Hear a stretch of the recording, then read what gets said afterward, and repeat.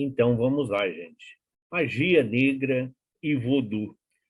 Alguns poderão até dizer, nossa, gente, mas que aulas são essas? Falamos de elementais, falamos disso, daquilo, elementos da natureza. Agora vamos falar de magia negra e voodoo. Isso é espiritismo? Isso é doutrina espírita? Onde a doutrina espírita entra em tudo isso? Será que a codificação, Kardec, as obras complementares vão falar sobre isso? Se nós entendermos que Deus não criou nada que não tenha uma utilidade. Deus é o amor, como nos ensina o João, o evangelista, o apóstolo, o mais novo daqueles escolhidos pelo Cristo para dar continuidade à sua obra. Então, ele diz que Deus é o amor. Se Deus é o amor, então, de onde surgem essas ideias? De onde surgem todo esse mal? De onde surge a maldade? De onde surgem esses sentimentos e todas essas práticas oriundas e que, às vezes, tanto malefício causam? Isso é verdade? Isso existe? Da mesma forma que, às vezes, pergunta, o que é o horóscopo? O horóscopo existe? Qual é o significado? O que é horóscopo? Então, vamos lá. Magia negra, voodoo. Então, por que colocou? Sim, é só uma simbologia. Existem os livros de magia, as feiticeiras, os feiticeiros, os magos, as fogueiras estão aí, né, para poder contar a história de um passado tenebroso, de um passado escuro dentro da Igreja Romana. O voodoo tem todo um misticismo, tem toda uma prática, porém tem um total descuido com a verdade. E aí nós temos aqui os livros da codificação. Conhecereis a verdade e a verdade vos libertará. Nós somos espíritas. A nossa base, o nosso alicerce, vai ser sempre a doutrina espírita e os seus esclarecimentos nas diversas obras que aí estão. Cristo é nosso guia e modelo. Jesus é o mais perfeito dos espíritos que já habitou, que já viveu aqui neste planeta, e ele veio aqui para nos assegurar a caminhada segura. E aqui, como nós aprendemos, é a figura, não é a figura da inocência, a figura da candura, da meiguice, ao mesmo tempo, uma das práticas de curas mais antigas que se tem conhecimento, a imposição das mãos, o magnetismo que todos nós usamos. E nós vamos ver que tudo o que nós vamos falar na nossa aula de hoje, neste nosso encontro, tem que estar dentro desse slide tão significativo de abertura de hoje. Então, vamos lá. Não, os números, tá? Há alguma coisa de verdadeiro nos pactos com os maus espíritos? Não há pactos, mas uma natureza má simpatiza com espíritos maus. Simples a resposta dos benfeitores. Não existe sempre sintonizar com aqueles que fazem maldade, com aqueles que se comprazem ainda com as coisas ruins, com as coisas más, com as coisas odiosas. Por exemplo, o vizinho e não sabes como fazê-lo. Chamas, então, os espíritos inferiores que, como tu, só querem o mal. E, para te ajudar, querem também que eu sirva com seus maus desígnios. Então, não é pacto, mas você não gosta do seu vizinho porque ele ouve esse tipo de música, que faz barulho sábado de manhã, domingo de manhã, então você quer atormentar o seu vizinho, mas você tem medo do inferno, ou você não sabe como fazer, então você chama os espíritos infelizes. Se vocês for lá e atormentar ele, eu compro um perfume, eu compro uma caixa de charuto, eu compro uma garrafa de uma determinada bebida, ou eu faço isso ou aquilo. Sim, sempre vai ter alguém que sintoniza com o nosso pensamento. Sempre vai ter alguém nessa frequência vibratória. Só que quem estiver pedindo, não esqueça de que eles vêm atender o pedido, mas depois vai querer que também quem está pedindo venha servi-los. É o que ele está dizendo. Eles ajudam, mas somente porque depois eles vão ter a oportunidade de escravizar e também fazer com que a pessoa sirva a eles nos seus projetos. Mas disso não se segue que teu vizinho não possa se livrar deles por uma conjuração contrária ou pela sua própria vontade.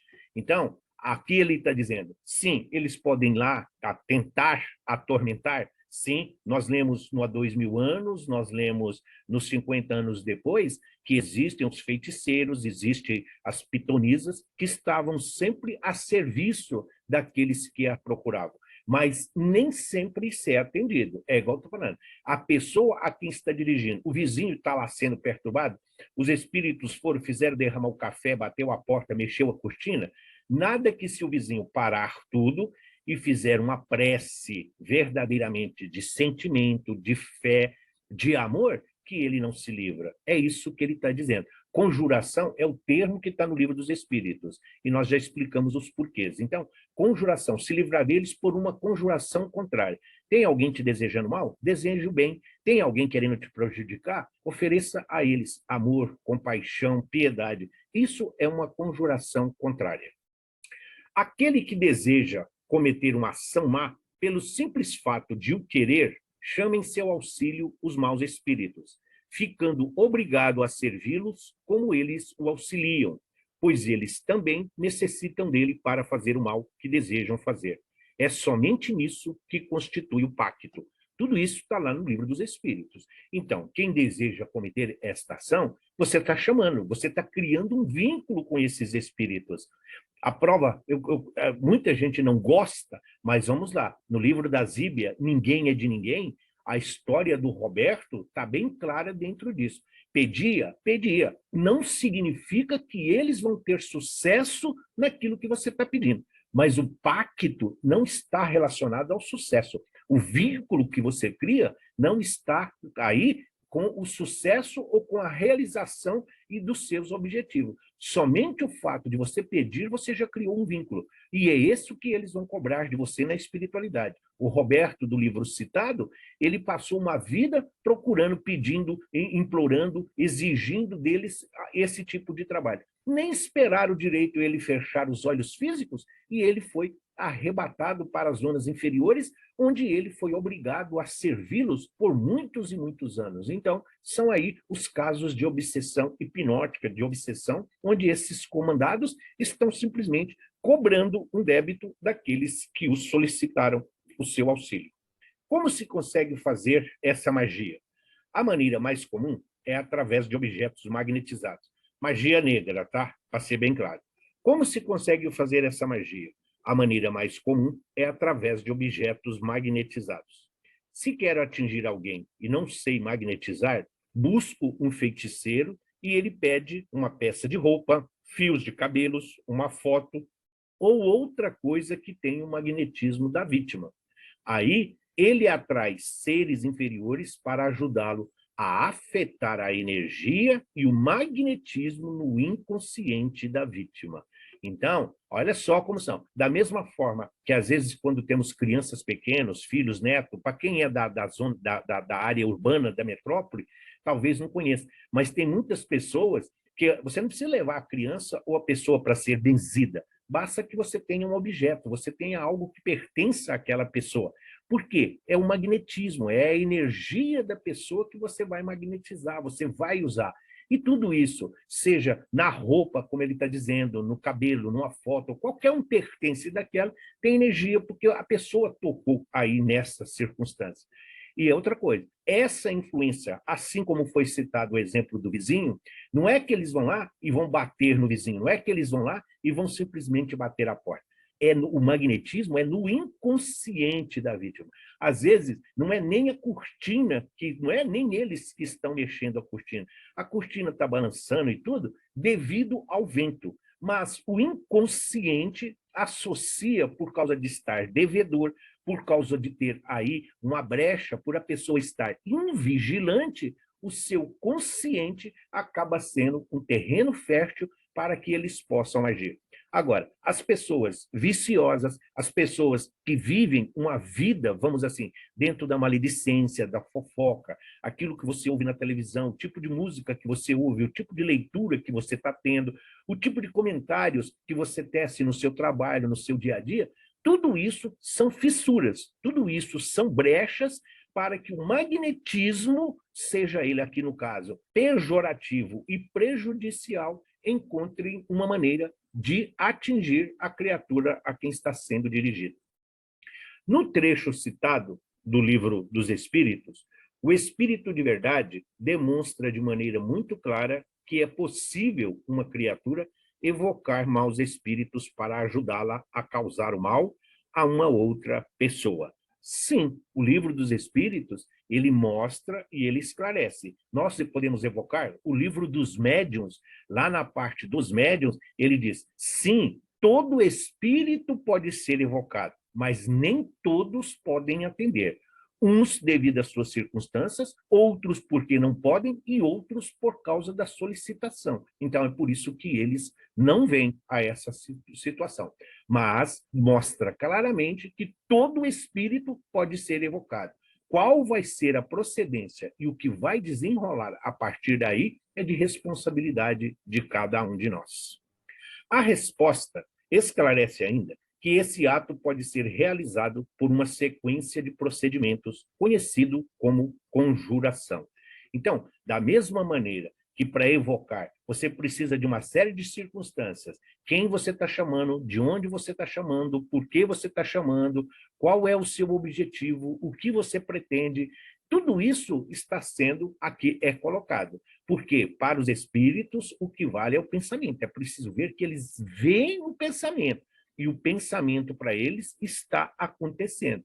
Da mesma forma que uma conjuração benéfica é uma prece, é uma oração, é uma vibração, enquanto nós estamos com essas ideias de prejudicar alguém, dessas ideias de levar sofrimento e dor a alguém, tudo isso sim é possível e está ao alcance de todos. Vai mais longe ainda o livro, dizendo que a pessoa atingida pelo malefício poderá livrar-se dele por uma vontade poderosa ou por uma conjuração contrária àquela que foi usada para fazê-lo. Um desconjuro que nos terreiros de Umbanda se chama desmanche. Então, da mesma forma que você tem a quem você pede, existe uma hierarquia, quem está recebendo, quem está elaborando e quem vai executar. Da mesma forma. Então, esse desconjuro, então você solicita a espíritos que estão preparados, a espíritos que têm o conhecimento para desfazer esse trabalho, para desfazer esse desconjuro, esse desmanche. Então, mesmo nas reuniões mediúnicas das casas espíritas, então você tem um trabalho de desobsessão, às vezes o espírito fala, não, eu assinei aqui, ó, eles me prometeram isso, eu tenho que fazer isso, que se eu não fizer, eles vão pegar minha mãe, meu filho, minha esposa, eu vou ser mandado... Tá lá, então existe, de acordo com o diálogo que está sendo feito, existe uma equipe espiritual que desfaz ali aquela situação na frente do espírito que está sendo orientado. Então, às vezes queima, às vezes rasga, às vezes faz com que desapareça, mas de uma forma ali na frente do espírito, para que ele possa se sentir libertado dessas mentes que estão aprisionando exatamente por causa da culpa e do remorso, daquilo que estava, então, atormentando e que ele atormentou aos outros. Na questão 551, pergunta-se ao Espírito de Verdade se alguém poderia fazer mal ao seu próximo com o auxílio de um espírito mau que lhe fosse devotado. A resposta do Consolador é taxativa. Então, lá na questão, nós vamos ver. A pergunta é, pode alguém mal, pode alguém com ideias más, com ideias de prejudicar alguém, com o auxílio de um espírito mau, com o auxílio de um espírito leviano, de um espírito odioso, pode fazer mal a alguém? Então, vamos ver qual foi a resposta. Não, Deus não permitiria. Prestem atenção na resposta, porque tem um desdobramento. Não, Deus não permitiria. Aparentemente, parece encerrar a questão. Entretanto, continuando o estudo, vemos que temos muito ainda a aprender. Então, tudo bem, nós aprendemos aqui, tá, não pode. Deus não permitiria. Então, vamos ver por que Deus não permitiria e por que ele está nos alertando quanto a isso. Recordando as bases nas quais se assentam os argumentos a favor da doutrina espírita, lembramos da conhecida citação de Moisés, em que ele proibia o contato com os mortos. Vozes sábias afirmaram que o legislador hebreu somente proibiria algo que fosse possível acontecer, depondo assim a favor da comunicabilidade dos espíritos. O que ele está dizendo e o que tem a ver conosco? Ele está dizendo assim, quando nós pegamos a Bíblia, Moisés e muitas as doutrinas, principalmente evangélicas, elas falam contra o espiritismo, que Moisés proibiu conversar com os mortos. Só se proíbe algo que é possível. Se não fosse possível falar com os mortos, qual a razão que tinha para Moisés proibir? Ele ia proibir algo que fosse impossível? Como você vai proibir algo que não pode acontecer? Então, se ele está proibindo de conversar com os mortos, é porque é possível. Da mesma forma, é proibido vender bebida alcoólica a menores de 18 anos. Sim, então, Deus não permite. Tá, deu, mas se a pessoa for lá e quem estiver vendendo for uma pessoa desonesta e irresponsável, ele vai vender. Aí a culpa é de Deus? Significa que Deus não permite? Então, como que Deus permitiu? Tudo está relacionado ao nosso livre-arbítrio e à nossa conduta moral. Então, Deus não permitiria a quem leva uma vida reta, a quem leva uma vida dentro de uma moral, a quem está no chamado caminho da retidão. Não estamos dizendo que é santo, mas a pessoa que cumpre os seus compromissos de responsabilidade comprometida, faz o evangelho no lar, se trabalha como voluntário, cumpre os seus horários, toma cuidado com o que vê, com o que assiste, com o que lê, não fica em rodinha, não faz fofoca, não fala mal dos outros, respeita a ignorância dos demais. Então, Deus não permite se nós não tivermos débito. Deus não permite se nós estivermos dentro de um caminho que não é permitido, porque nós estamos a serviço do evangelho. Então, Deus não permite, então nós poderíamos colocar aqui, não, Deus não permitiria a quem não tem como negar. Deus não permitiria a todos aqueles que estão no caminho do bem, mas aqueles que estão ainda nessa vida, estes sim podem ser afetados. As palavras do Consolador em relação à possibilidade de alguém valer-se de um espírito inferior para fazer mal ao seu próximo é uma situação semelhante a essa. Sim. Então, se a criatura vive falando ali, vive a sua vida, nem conhece a vida espiritual, não procura se informar, não tem nenhum tipo de contato com religião, tá, mas não é questão da religião. Nós estamos falando de moral. E moral, para você ter moral, você não precisa ter religião.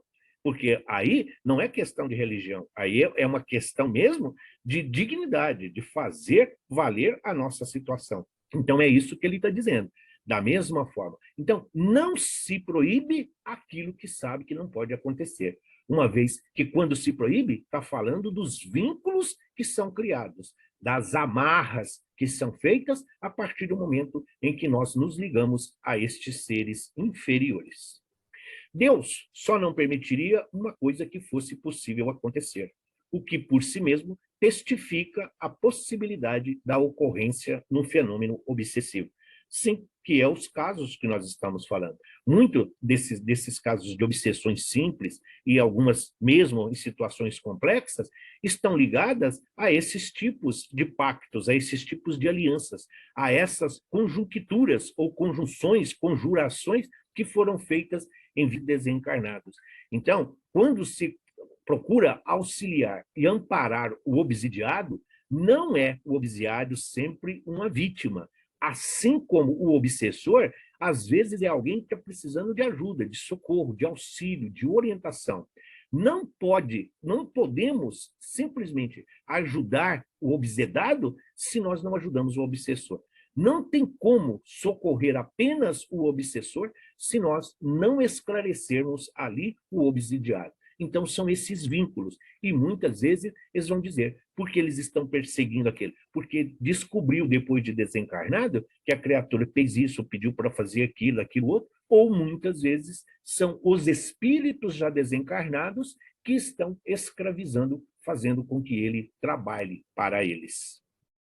Num processo inverso ao utilizado nos centros espíritas, pessoas de mentalidade doentia, cheia de maus pensamentos, dotadas de grande poder magnético e com más intenções, secundadas por maus espíritos, podem arremessar cargas fluídicas negativas sobre aqueles a quem querem prejudicar.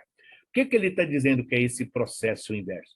Na casa espírita, nós não usamos a energia, o magnetismo, as vibrações, as preces para ajudar, para curar, para aliviar sofrimento? Então, se uma energia é capaz de curar, ela também pode prejudicar. Então, se o magnetismo é capaz de retirar miasmas e energias deletérias, esse mesmo magnetismo em mãos impróprias ou em mãos que estão praticando o mal, ele pode sim ser usado para prejudicar, para causar dano, dor e sofrimento às criaturas.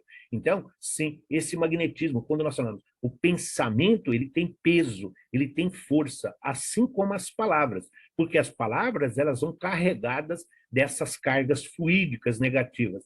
Então, nós vamos ver como, nós estamos vendo, como tudo isso é possível. Às vezes a pessoa vem, encontra com você sorrindo, alegre, feliz, e depois, quando você vira as costas, ela fala, nossa, minha cabeça passa do que uma carga negativa, uma carga magnética negativa, pejorativa, viciosa, que foi colocada sobre a pessoa. E, às vezes, até inconscientemente, simplesmente por a pessoa estar invigilante no seu dia a dia, nos seus afazeres e nas suas responsabilidades.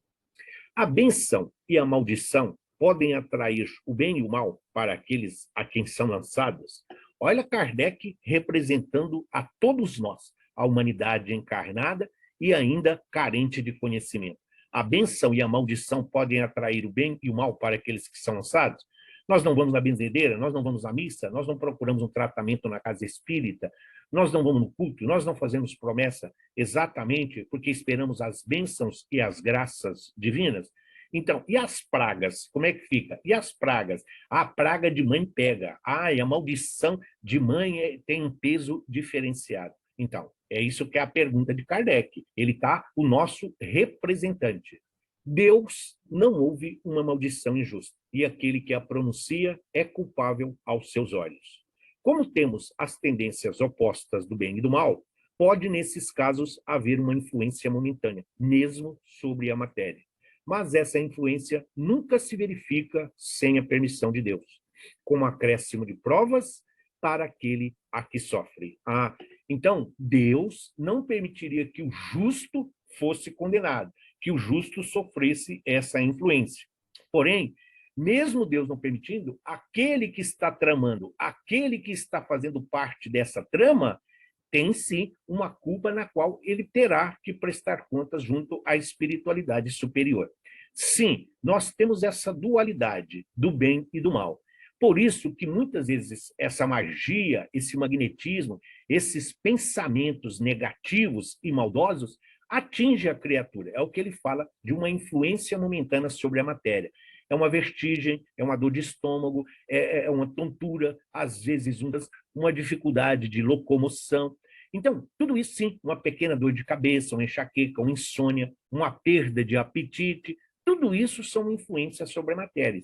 Tudo isso é magnetismo no nosso inconsciente, exatamente porque Deus está permitindo para que nós fiquemos mais atentos. Nossa, mas de repente, de uns dias para cá, tem sentido tão assim, sabe, um desânimo. Não é preguiça, é um desânimo, parece que eu estou sempre abatido, cansado. Faz uma retrospectiva. Veja onde você foi, com quem você conversou, que tipo de ambiente você frequentou, que tipo de conversa você teve, se você tratou bem, seja pelo telefone, seja o que você fez para alguém. É preciso ficar atento a essas pequenas coisas, porque muitas vezes Deus permite essas situações exatamente para que a gente possa lembrar. Nossa, é mesmo, né?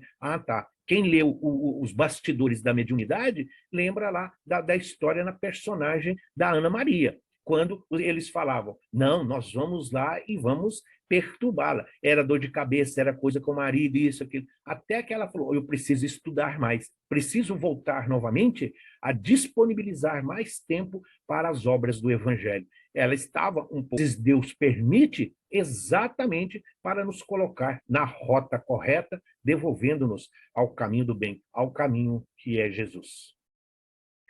Frequentemente se maldizem os maus e bendizem os bons.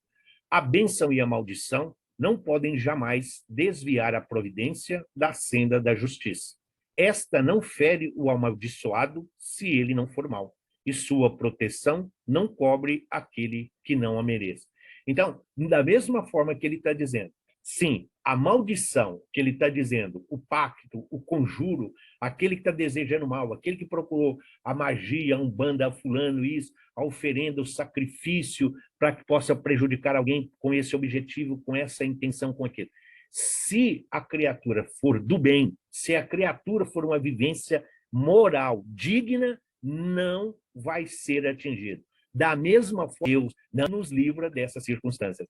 Então, da mesma forma que não basta dizer, eu sou espírita, eu mecanicamente rezar, Pai nosso que estais no céu, santificado. Então, os espíritos vão dar risada de nós. Vocês lembram da nossa aula de Paulo de Tarso, quando lá em Éfeso, quando ele estava combatendo os magos lá no templo das Pitonisas, que eles não conheceram Jesus, mas Paulo de Tarso falava de Jesus. Então, os magos, no exorcismo, eles falavam, eu vos expulso, em se dirigindo aos demônios, eu vos expulso em nome de Jesus. E os espíritos agrediam eles e respondiam. Eles acreditavam no Cristo que Paulo de Tarso dizia. Por quê? Ele falava com convicção, ele falava com amor, e não eles que cobravam para fazer o exorcismo. Então, as bênçãos, as graças divinas, não cobre aquele que está fazendo o mal. Então, olha, não vou realizar um assalto. Ah, que Deus esteja conosco, que tudo seja um sucesso e que tudo corra bem. Não vá ação dessa. Seria uma heresia e rebaixar Deus a uma condição ainda inferior à nossa. A mediunidade é uma faculdade, um instrumento que pode ser usado de forma certa ou errada, assim como tantos outros, onde as obras dependem do pensamento de quem as maneja. Então, mediunidade é ferramenta, é instrumento, é uma alavanca. Certo ou errado, segundo o Evangelho e os ensinamentos de Jesus. Mas como todas as nossas qualidades, como todas as virtudes, como tudo que existe no mundo, elas podem ser usadas para o bem ou para o mal, para o malefício ou para trazer benefício. Depende de cada um, de acordo com seus interesses. A natureza do mundo astral é única. Suas leis são únicas e servem tanto para reger a movimentação de fluidos e vibrações positivas como negativas. A pessoa para o hospital para ela ser socorrida e devolve a vida pode servir de fuga para alguém que cometeu um assassinato, para quem cometeu um homicídio ou qualquer outro delito perante não só a lei dos homens, mas também a lei divina. O mundo astral, o fluido cósmico universal, ele é o mesmo em qualquer circunstância. As leis divinas são imutáveis e as leis do mundo, as convenções humanas, são transitórias. E nessa transitoriedade, nós aí vivemos, dentro do positivismo e do negativismo. Aqui, quando se fala positivo, amor, caridade, benevolência. Negativo, ódio, desejo de vingança, promiscuidade, entre outras situações. Entre os fluidos bons e maus, só existe uma diferença: a natureza das vibrações que o impregnam, alterando a disposição de suas moléculas primitivas. Sim, na aula que nós fizemos do fluido e o magnetismo, nós aprendemos que os fluidos são neutros. Então, o fluido, o que existe na natureza do fluido é de acordo com a natureza vibratória, a frequência vibratória de quem está emanando. Se é uma pessoa do bem ou se é uma pessoa que está em um caminho tortuoso. Então, as moléculas, elas estão relacionadas às nossas vibrações e de como nós nos encontramos nesse momento. Se você está irado, com inveja, com ciúme, se você acabou de sair de uma rodinha de fofoca, de uma panelinha, imagine que tipo de vibração, que tipo de moléculas nós estamos emanando. E ele arremata. Usando uma grosseira imagem, é como a água limpa e a água suja. Tudo que se pode fazer com a água limpa, se pode fazer com a água imunda ou fétida. É isso que ele está dizendo. Tudo que nós fazemos com a água mineral, não, nós podemos fazer com a água do Tietê ou com a água da enxurrada. Tudo que nós podemos fazer com uma, podemos fazer com a outra. Depende da utilidade a que nós destinamos. Depende qual o emprego que nós estamos dando àquilo que estamos realizando com uma ou com outra. Podemos definir a macumba como sendo uma forma de obsessão provocada. E não se trata de uma obsessão muito simples, nem fácil de se tratar como comumente se pensa. Magia, macumba. Então, macumba, magia negra. Por isso aqui está. Isso é uma oferenda. É oferenda. É isso que está aqui na primeira imagem acima. Isso é macumba. Macumba é um instrumento musical, tipo um reco-reco, qualquer coisa que queiram, de madeira. Por isso aqui está. Então, isso na parte superior, isso é uma oferenda. Isso, macumba, é um instrumento. Por isso, quem toca o instrumento macumba é macumbeiro. Isso é preciso tirarmos essa coisa cultural pejorativa que as pessoas têm. Ah, então o macumbeiro é o cara que toca ali a macumba. Então, é essa situação.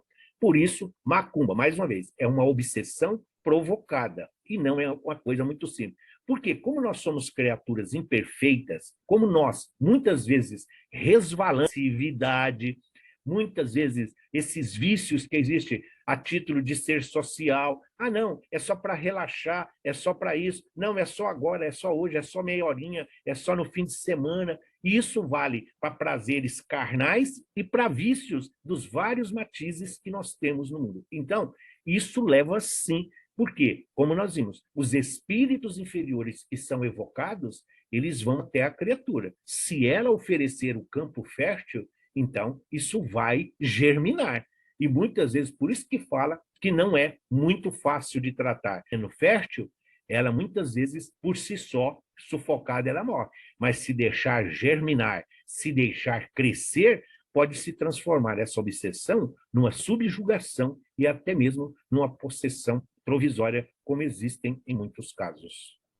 Em alguns desses casos, podem estar envolvidos espíritos habitantes do baixo mundo astral, espertos e maliciosos, com os quais é difícil de lidar. Difícil de lidar porque, como são levianos, eles não têm nenhum comprometimento com a verdade. Como eles são irresponsáveis, eles estão pouco lixando se vai causar mal, dor ou sofrimento. Por ser eles totalmente equivocados, então eles falam sobre tudo e prometem tudo, mesmo sem saber, mesmo sem conhecimento. E muitas vezes, sabedores que não terão como realizar o que está sendo pedido. Mas eles se propõem exatamente pela forma de pagamento, pelas oferendas que estão sendo oferecidas a eles. Então, eles usufruem do magnetismo dessas oferendas, dos sacrifícios de animais, o ectoplasma que emana do sangue dos animais, ali o odor e os fluidos dos alimentos cozidos, fritos, assados, isso é energia que, de posse de quem sabe manusear e manipular, podem ser usados para o bem ou para o mal. Nos terreiros de Umbanda, os trabalhadores e dirigentes possuem um bom entendimento neste campo. Identificam essas obsessões com habilidade, as pessoas encarnadas envolvidas e, não raro, curam definitivamente o mal. Então, a pessoa que é vítima de uma magia ou que se sente que está sendo prejudicado, afetado por uma magia, porque esses espíritos, como são difíceis de se lidar, muitas vezes, num primeiro momento, são levados no terreiro de Umbanda, ao invés da casa espírita.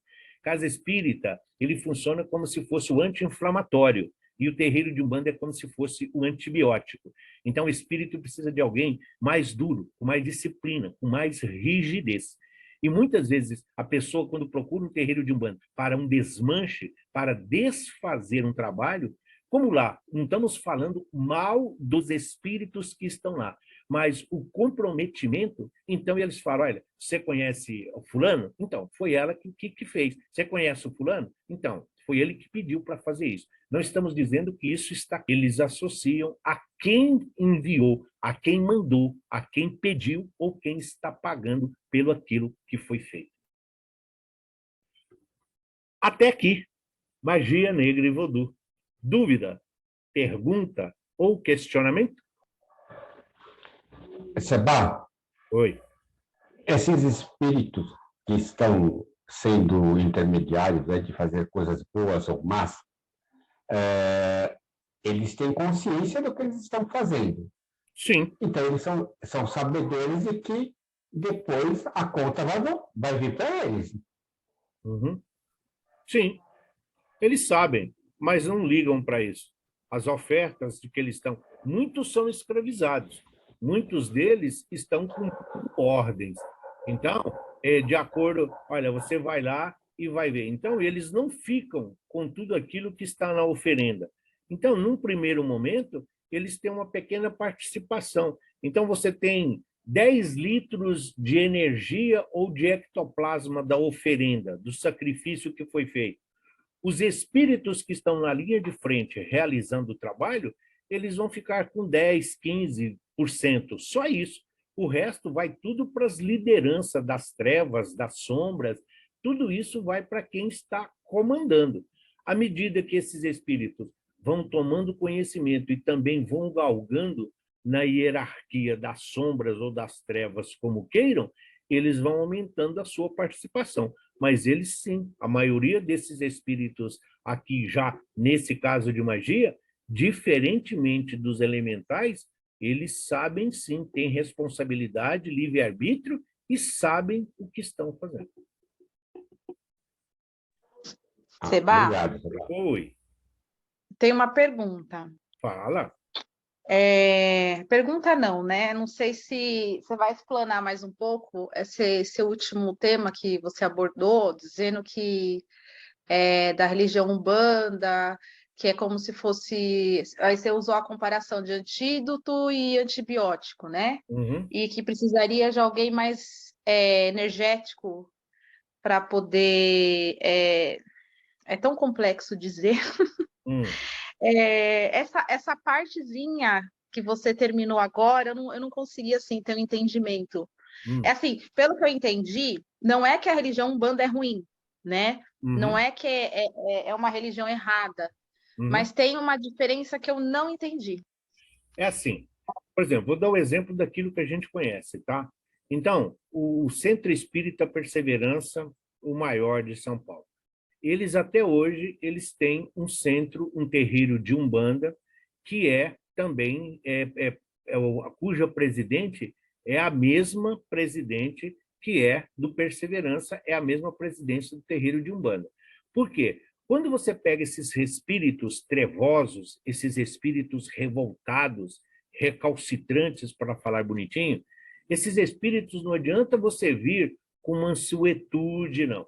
Então, eles precisam de alguém que fale a linguagem que eles entendam.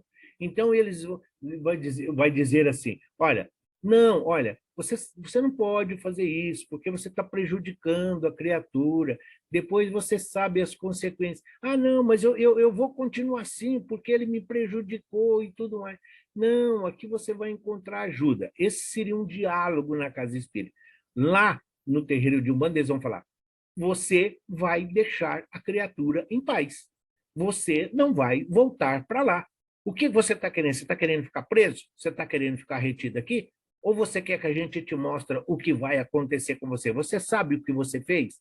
E aí, muitas vezes, a tela mental deles lá, mesmo sem a noção, é mostrado para eles os fatos. Então, é uma rigidez disciplinar para que eles possam compreender. Seria a mesma coisa que você pegar, por exemplo, alunos que são alunos de uma escola, por exemplo, que não são rebeldes, são mal educados, vamos assim dizer, e querer tratá-los da mesma maneira que se trata quem está no presídio.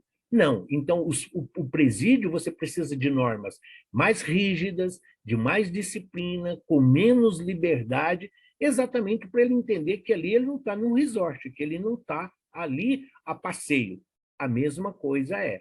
Então, por isso que se diz, ali a diretriz do ensinamento, o acolhimento oferecido é pautado, sim, muitas vezes dentro da ameaça. Não ameaça no sentido de ofender, mas de mostrar o que vai acontecer se a criatura permanecer no erro.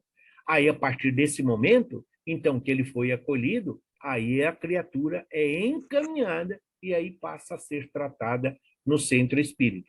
Aí ele vai passar, esclarecer, vai ter acesso à sua vida pretérita e vai poder receber a orientação, porque os vínculos foram rompidos, as algemas foram abertas e, principalmente, a dominação hipnótica foi cortada. Ficou claro, Ana? Ficou, obrigada. Então, tá bom. Finalmente o espírito foi educado. Entendi, obrigada. Então, tá bom. Fala. Eu tenho uma pergunta para fazer. Os elementais, deixa só o Edson fazer. Os elementais participam desse tipo de trabalho também? Não, não. Os elementais aqui não seria permitido. Então, assim, nós vamos ver na aula seguinte, na próxima aula, Edson, talvez responda com mais propriedade ao seu questionamento. Porque na próxima aula nós vamos falar de Umbanda e de Candomblé.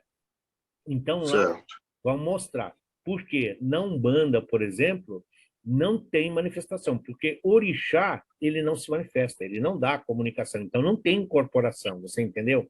Então, eles são realizados, sim, tanto na magia negra, como nós vamos ver, muitas vezes é na busca, na retirada desse magnetismo, mas isso está muito mais relacionado aos débitos, mas as criaturas, eles não têm acesso. Para fazer esse mal, eles precisariam estar sob as ordens de um dirigente espiritual totalmente voltado ao mal, como é o Gregório do Libertação, mas não tem elementais ou elementos da natureza. Ok, obrigado. Fala, Rose. Eu ia fazer essa pergunta, mas como já vai ser pauta do próximo tema, porque como você falou, diretrizes. Sim. Assim como tem vários tipos de umbanda, né? Temos candomblé, tem quimbanda, tem umbanda branca, tem uma... Então, assim, a diretrizes que trabalham de formas diferentes. Sim. Assim como tudo influências, tudo energias. Se eu manipular algum objeto, manipular para uma boa intenção, como para ter boa... eu vou manipular tal coisa para ter uma boa... um bom trabalho, vamos supor assim, vamos por essa colocação. E se eu, do mesmo jeito que a Umbanda também pode fazer isso, o Candomblé também vai fazer. Só que eu acho que, no caso, seria a intenção, né? Porque o poder é igual à nossa religião. Por exemplo, o espiritismo. Eu falo na nossa religião, mas perdão, a colocação. Assim como nos ensina na doutrina, que a gente tem que fazer o bem para colher o bem, olhar e vigiar, também seria assim nessas outras diretrizes, não é isso? Correto? Isso mesmo. Muito provavelmente, eu vou fazer o seguinte. Agora que nós vamos falar do Vodou, você vai ver que grande parte do que vai falar sobre o Vodou vai responder o seu questionamento, quanto à forma e quanto aos objetivos.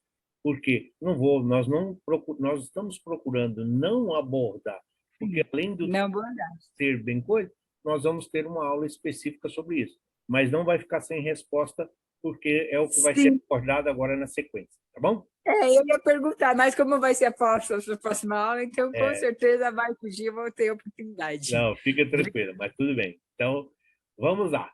Então, vamos continuando. Vodou. Vodou, que todo mundo teme. Se a magia negra já causa verdadeiros arrepios, imagine quando se fala do Vodou, principalmente pelo cinema, o cinema americano, e aí o que a gente está cansado de ver, né? Eu não vejo, mas eu sei que existe muitos filmes a respeito de zumbis e tudo mais. Então vamos lá. Vodou, também conhecido como Vodun ou Vodun, são só nomenclaturas, tá? Todas essas aqui, Vodou com 4 Os, Seves, Leoa ou Seves, Guiné, é tudo a mesma coisa, são só nomenclaturas de acordo com alguma região ou com algum gueto africano. É uma religião sincrética, praticada em grande parte do Haiti e pelos cidadãos emigrantes deste mesmo país. Sincrética porque o voodoo ele tem várias partes de todas as religiões. O voodoo, ele tem princípios do espiritismo, do catolicismo, da umbanda, do candomblé, de todas as religiões quase, e muitas das religiões afros. Então, ele é uma mistura de tudo isso, por isso sincrético.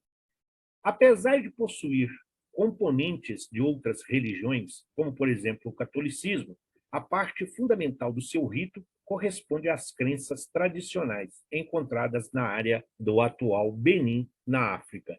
Sim, a Umbanda, como nós falamos, nós vamos ver que é uma religião estritamente brasileira, mas tem a influência, tudo isso da época da escravidão no Brasil, a colonização do Brasil, todos esses espíritos que vieram do continente africano, com seus costumes, com suas tradições, com seus rituais, com seus paramentos, tudo isso, e não só no Brasil, eles espalharam por todo o continente, e até mesmo para atender a demanda dessa busca por uma religião, essa busca do mundo espiritual. Então, há sim esse sincronismo, esse sincretismo de todas as religiões com os seus costumes, mas mantendo sempre a raiz africana da sua origem. O próprio nome com que se conhece a religião deriva do deus Vodun, cultuado pelo povo Iorubá na África Ocidental. Não perdeu a sua raiz, não perdeu a sua origem. Existe um elo de ligação da religião, da denominação religiosa com os guetos africanos, com as tribos africanas. E se tem uma coisa que o continente africano é riquíssimo, é nessa tradição dos elementais, da natureza, simplesmente a serviço de melhoria do ser, muitas vezes material. Mas essa busca incessante que eles têm do espiritual, mesmo que seja de uma forma rude e primitiva. Popularmente, porém, ou por ignorância, ou ainda por influência da cultura popular, o termo e a religião voodoo em si são geralmente vistas como sinônimo de magia negra ou bruxaria, destinada a prejudicar grupos estranhos e seus ritos. Sim, é muito mais uma cultura errônea, é muito mais fruto de interesses pessoais e particulares, às vezes de grupos, às vezes para se manter privilégios, regalias e mordomias, usa-se esse conhecimento, usa essas informações através para prejudicar, para levantar fundos ou melhorias materiais. É isso que ele está falando. Da mesma forma que nós temos a Igreja Católica, a Igreja Anglicana, a Igreja Ortodoxa, elas têm muito em comum com o cristianismo, têm muito em comum dentro do judaísmo, da onde deriva o cristianismo. Mas a forma de abordar e a interpretação do que está ali difere e muito de uma para outra. E aqui não seria diferente. Então, algo que foi criado, algo que foi ali manifestado por inspiração, por intuição do alto, pela má índole, pela a falta de conhecimento e por simplesmente a ganância material e a escravidão de muitos, vem atender exatamente às necessidades de quem está no poder ou de quem usufrui desses conhecimentos. Ao contrário, então ele fala, destinada a prejudicar grupos estranhos ao seu rito. Eles não vão prejudicar espírito, católica, evangélico, budista. Ao contrário, a prática do culto do voodoo, o voduísmo, a prática deste culto não tem relação qualquer com práticas demoníacas ou prejudiciais, representando, na verdade, uma rica tradição de matriz africana, de visão completamente diferente daquela legada pelo colonizador europeu. Então, a religião, o voodoo, a prática do voodoo, o voduísmo, não tem nada como causar prejuízo, dor, sofrimento, morte, falência ou ruína de quem quer que seja. Causar ciúme, inveja, maledicência. Não. Na realidade, como nós vamos ver, o voodoo, o objetivo principal dele é o bem, é a cura. A má interpretação e o mau uso, mais uma vez, o ser humano deturpando e entendendo errado as orientações que vêm do alto através dos benfeitores espirituais. No Vodou, acredita-se em um Deus supremo, conhecido por nomes diferentes em diferentes partes do mundo. Sim, assim como hoje nós chamamos de Deus, mas já foi Yahvé, já foi Jeová e tem outras religiões. Então, eles acreditam em um Deus, em um ser supremo, em uma divindade que tem diversos nomes em diversas partes. Nem todos seguem a mesma orientação, o mesmo nome ou a mesma nomenclatura. No Haiti, esse Deus é chamado de Bondoye, que na língua crioula, que é a língua haitiana, quer dizer bom Deus, ou oriado do bon Dieu, que é em francês. Então, basta falar bom Deus. Não precisamos aqui conhecer francês, haitiano, não. Vamos falar bom Deus. É o Deus deles. É assim que se chama. Da mesma forma. Mas esse Deus, sim, não é diferente de nós. Mas o Espiritismo... Por isso que a gente fala, não é Kardec. O Deus continua sendo o mesmo. Kardec é só codificador. Jesus é só o co-criador, é guia e modelo. Aqui não. Aqui eles acreditam no Deus. Ele é único em todas as partes. Como é o nosso Deus? Não tem diferença nenhuma. É um bom Deus. Esse é o nome que se deu a ele. Agora, as variações vai de acordo com a localidade e principalmente a língua. Este Deus primário é considerado muito poderoso e não está ao alcance dos seguidores comuns do culto. Então, Deus é a inteligência suprema, causa primária de todas as coisas. Eles também têm um Deus primário. Só que esse Deus não é acessível às pessoas comuns. É como se lá na doutrina espírita dissesse, olha, Deus é a inteligência suprema, causa primária de todas as coisas. Porém, quem está aqui na condição em que nós estamos, de aprendizes, trabalhadores, colaboradores, servidores, estudantes, aprendizes, nós não temos acesso. Seria só para Chico, Divaldo, Irmã Dulce. Então, guardadas essas proporções. É isso que ele está dizendo. O Deus, o bom Deus do Vodou, não conversa com seres e não atende os seres inferiores. Eles não podem se dirigir a ele diretamente. Por isso, os adeptos do Vodou dependem de centenas, de milhares de outros espíritos para comunicar-se com o Ser Supremo, assim como acontece na mitologia iorubá.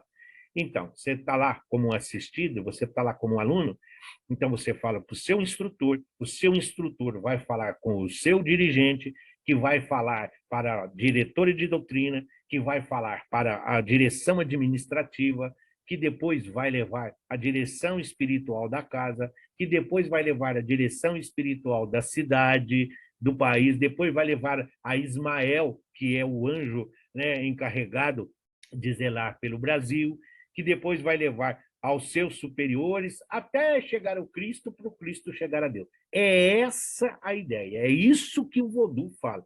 Não tem como, nós não. A doutrina espírita e mesmo o catolicismo, ele diz que nós podemos nos dirigir a Deus. A diferença é que, enquanto na Igreja Romana, nós falamos com Deus e ele nos atende às nossas necessidades de acordo com a nossa conduta, na doutrina espírita nós sabemos. Todos os pedidos, todas as preces, tudo Deus ouve, mas a maioria das vezes é resolvido antes de chegar a ele. Não que ele não tenha conhecimento, mas nós podemos sim nos dirigir a Deus. Não existe o preconceito e nem a discriminação aqui por causa do cargo ou do conhecimento. Os espíritos utilizados nesta comunicação, neste intercâmbio entre o simples e o bom Deus, nessa comunicação entre os humanos e o Ser Supremo, são conhecidos como Loa. É só uma grafia diferente, tá? No Haiti, Loa significa espírito, na língua do Congo. Então, são esses espíritos, são esses trabalhadores. Seria como se fossem os médiuns. Os médiuns não são os intérpretes dos espíritos, os médiuns não são os tradutores, não é a ligação, eles não fazem essa mediação, não são medianeiros. A mesma coisa são essas Loa, que são esses espíritos. Eles é que são os encarregados de levar os pedidos, as solicitações, tudo aquilo que é dirigido ao bom Deus do Vodou. Tais Loas, que possuem o poder das forças naturais, devem se manifestar no corpo do humano vivo, de modo que a pessoa possuída possa ser fortalecida por sua energia e sabedoria divina. Então, essa manifestação, aqui não tem imposição de mãos, aqui não existe um tratamento à distância. Deve se manifestar no corpo humano vivo, as forças naturais, as forças da natureza, o magnetismo da terra, o magnetismo mineral, o magnetismo vegetal, o magnetismo animal e a nossa força como espírito atuante num corpo físico. O espírito atuando aqui na preservação deste instrumento. Então, para que a pessoa possuída possa ser fortalecida. Então, é como o voodoo é como se fosse a pessoa está doente, a pessoa está fragilizada, a pessoa está debilitada. Então, o Sebastião vai ser o espírito que vai encarregar. Então, você abraça para fortalecer. E nesse abraço, você transfere a energia e o magnetismo do bom Deus. Você não deixa de ser um intermediário, mas quem está sendo curado, quem está sendo beneficiado, não sabe que foi o bom Deus. Para todos os efeitos, foi o espírito Aqueloa que fez esse intercâmbio e essa interação entre o simples e o Ser Supremo, tendo o poder de aconselhar aqueles com problemas e executar milagres, como curar os doentes e adivinhar os acontecimentos. Há luas grandes e poderosos, como uma hierarquia, e há os espíritos menores. Então, são aqueles que fazem pequenas colocações. Ah, sua dor de cabeça é por causa de que você comeu fritura hoje. Ele está adivinhando? Foi uma sugestão que deu. Como tem aqui, você está com essa tontura, você está com esse mal-estar, porque você discutiu na sua residência, você discutiu no seu trabalho.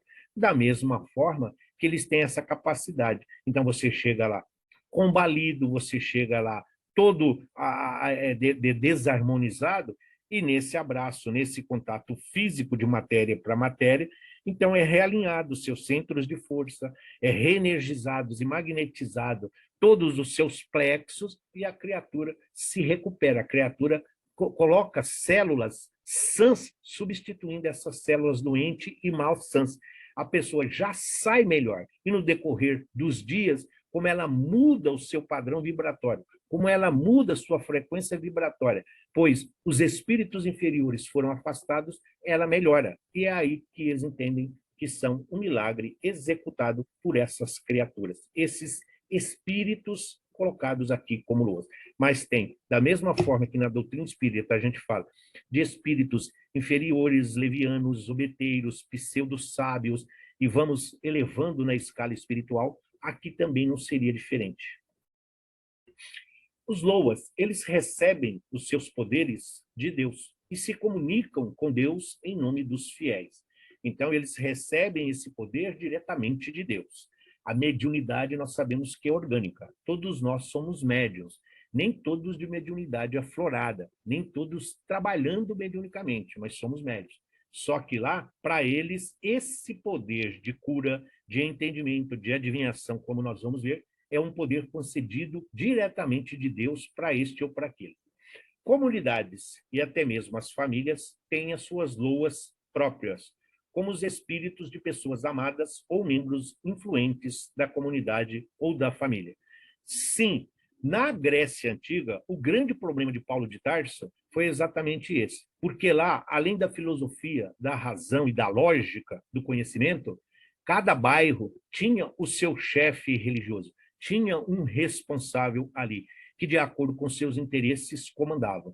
Aqui também é. Então, o que ele está dizendo? Às vezes, aquele avô, aquela avó, o pai ou a mãe, acaba assumindo essa condição de espírito que faz essa ligação entre a família, entre a comunidade, entre o bairro e Deus. Então, por isso, eles têm essa ideia de que o dom foi concedido diretamente por Deus. Então, as pessoas não podem, na sua casa, se dirigir ao bom Deus. Tem que se dirigir à Loa, que é o responsável. E como nós sabemos que os nossos antepassados, muitos deles continuam vibrando, orando e principalmente vibrando pelas nossas realizações, muitos deles acabam associando a essas loas, então, esses espíritos familiares que os dirigem aqui para que possa gerir e cuidar da harmonia e do equilíbrio de todos aqueles que aportam em busca de segurança e afeto. Os tambores possuem uma função bastante complexa no ritual do vodú. A combinação de ritmos tocados pelos tambores tem como objetivo levar os dançarinos a um estado de transe. Assim como na Umbanda, os tambores são marcação. O samba deriva dessas religiões. Se olharmos o samba, o surdo é um instrumento de marcação. É ele que dá o ritmo na Umbanda, no voodoo, como em outras. E no próprio samba, é marcação.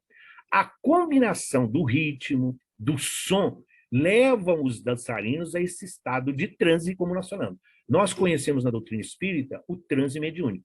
Então, o transe mediúnico é uma emancipação da alma, é um desdobramento espiritual. E ele pode ser induzido. O transe pode ser induzido. Fechem os olhos e me acompanhem em pensamento. Então, agora, todos nós estamos nos dirigindo a uma determinada região. Você está induzindo as criaturas a entrar em transe. Sim, faz parte da prática mediúnica, faz parte da educação mediúnica e, principalmente, de preparação ambiental junto aos médiuns em muitas reuniões mediúnicas. Então, a importância que se tem o som. Mais uma vez, vamos lembrar do André Luiz, no livro Nosso Lar, na conversa do André Luiz com Lísias, quando eles estão se dirigindo à governadoria. Então, o André fala, nossa, que música sublime, que música suave.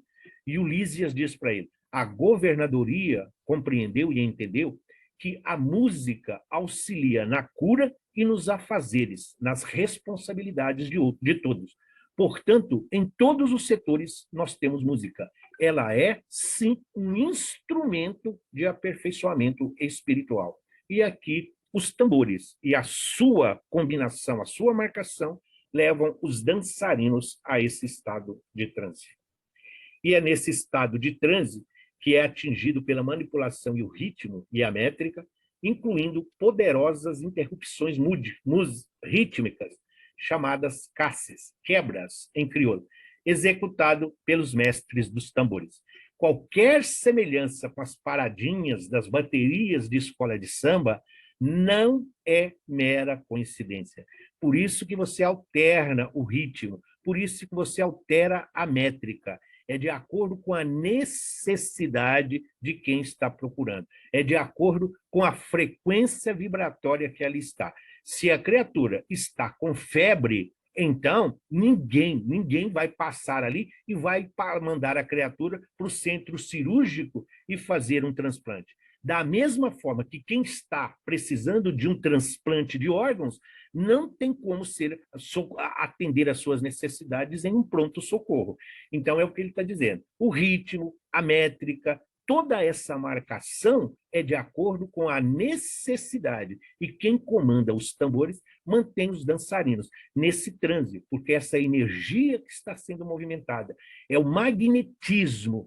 E não é só pela imagem que está ilustrando o slide. O magnetismo. Estão descalços por causa do magnetismo da Terra. É o magnetismo mineral em fusão com o magnetismo animal em benefício de quem precisa. Essas são só algumas técnicas. Não tem como entender isso como algo prejudicial. Agora, se as pessoas estão usando todos esses elementos para prejudicar alguém, tenhamos então em mente de que matiz é esse espírito, de qual ordem é o espírito que está aqui na orientação deste complemento. O toque é essencial para manter o cenário do ritual depois que os dançarinos foram possuídos pelas loas, pois as loas devem ser mantidas dançando. Então, o espírito loa é o espírito na língua lá do Congo. Então, o espírito está sempre em movimento, não é para ele ficar ocioso. Então, daí a continuidade, daí todo esse ritmo que deve ter. Porque os dançarinos movimentam essa energia. É como algo que é colocado no fogo. Atingir o ponto da fervura, a água está fervendo, não adianta você colocar mais fogo, porque ela não vai ferver mais. Ela chegou no seu limite. Porém, se faz necessário que você mantenha o fogo para que ela continue em ebulição e ali está oxigenando. A mesma coisa o magnetismo aqui em relação aos espíritos que estão servindo e trabalhando. Alguns ritmos especiais são utilizados para expulsar qualquer espírito indesejado. Sim, da mesma forma que você ouve uma música instrumental, você ouve Beethoven, Chopin, de acordo com a necessidade de cada um, para se manter essa música orquestrada, uma música, uma sinfonia, tudo isso harmoniza, tudo isso você muda a frequência vibratória. Da mesma forma que você precisa, como é na Umbanda, desses atabaques, é marcação, é a maneira de você quebrar essas correntes, quebrar esses vínculos. A batida do tambor, do atabaque, é para você desatar os nós, fazer quebrar esses vínculos hipnóticos que se fazem necessários. Então, todo esse ritmo tem uma condução e precisa de conhecimento. Tem uma sequência natural, não é aleatório. O Vodou aparenta ser monoteísta, pois há um Deus principal, o bom Deus. Há um único Criador divino, chamado por Nanã ou Baruco. É o nome que se dá. Esse Maú aí é a mesma coisa que Nanã. Nós vamos ver que na Umbanda também tem. Que é um ser andrógeno. Ele tem aspectos femininos e masculinos, que, segundo a tradição, gerou 7 filhos. Um ser andrógeno tem aspecto feminino e masculino. Qualquer semelhança, o espírito não tem sexo, não é mera coincidência. Existe um bom Deus, então é monoteísta, existe um bom Deus, que é o Criador, que é a Nanã. Esse ser que está falando, que é esse Deus Nanã, ele tem aspecto feminino e masculino. Por isso a colocação da imagem à direita aí embaixo. É essa colocação que precisa ter. Aí a gente busca sempre na doutrina espírita essa analogia de que o espírito não tem sexo, é de acordo com a nossa necessidade. E esse Nanã gerou, então, 7 filhos, dentro da tradição, dando a cada um deles o domínio sobre um aspecto da natureza, além dos 4 elementos, água doce, água salgada, os 7. Matas, florestas, tudo isso são diferenciais. No entanto, os praticantes do Vodou prestam culto a vários espíritos ancestrais, que são as loas. São eles que fazem este elo entre este tal Deus e os praticantes que os invocam.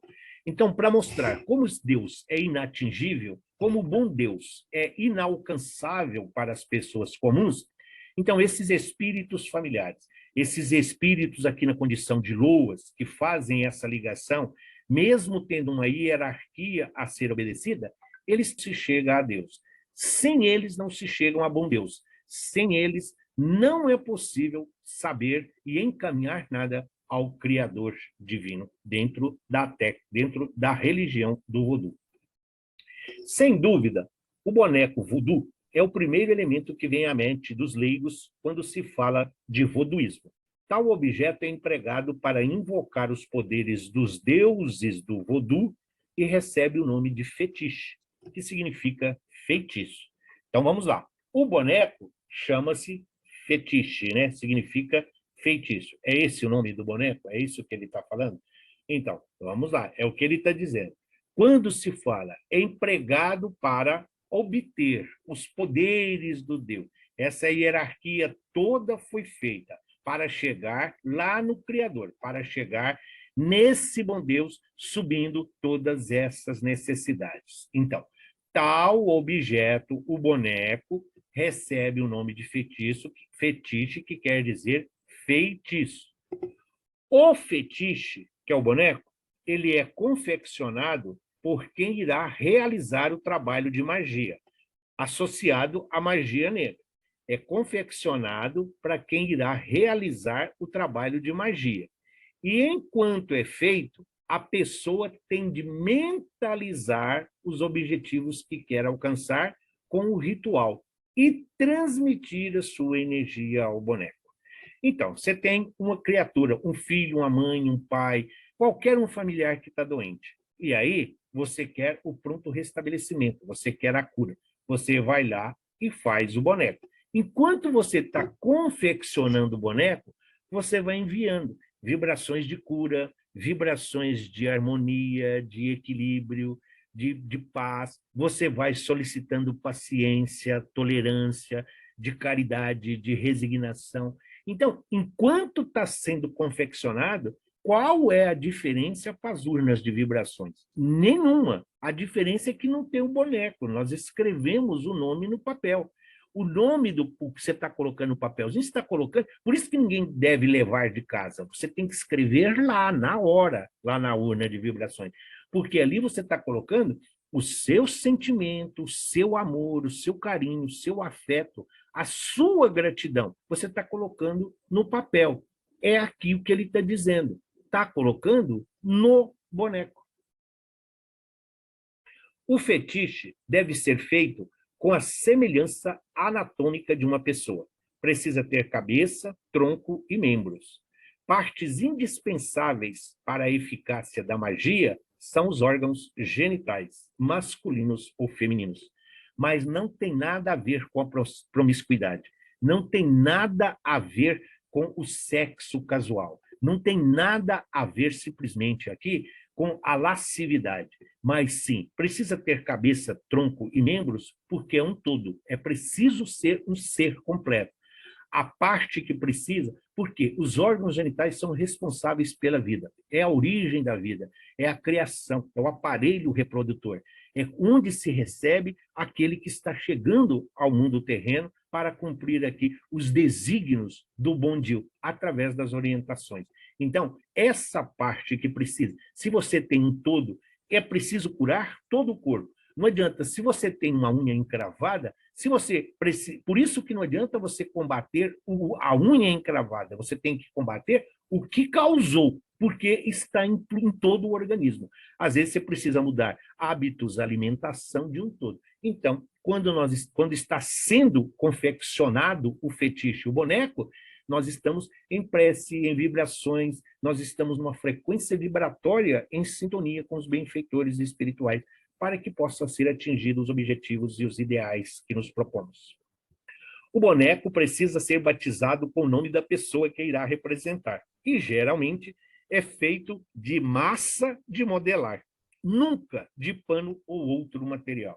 Então, o boneco, por quê? São coisas destrutíveis, são coisas que depois é que desenvolveu essas por causa do mal. Como é uma massa de modelar, então ele vai ficar no sol. Sol, energia, calor, energia vital, combustível, manutenção. Qualquer pano, madeira, qualquer outra coisa é destrutível. Pode ser destruído tanto pela água como pelo fogo. E esse boneco, como objetivo original era a cura, era uma forma de você agradecer. Então, quando a pessoa foi beneficiada, quando a pessoa ficou curada, o boneco é mantido ali sempre para levar a pessoa da gratidão ao bom Deus por ele ter ouvido as solicitações que lhe foram encaminhadas. Segundo as sacerdotisas, tais bonecos são feitos para realizar o bem, para se alcançar prosperidade e curas. O que a pessoa precisa fazer é perfurá-los com espetos ou alfinetes, mas na prática as intenções nem sempre são essas.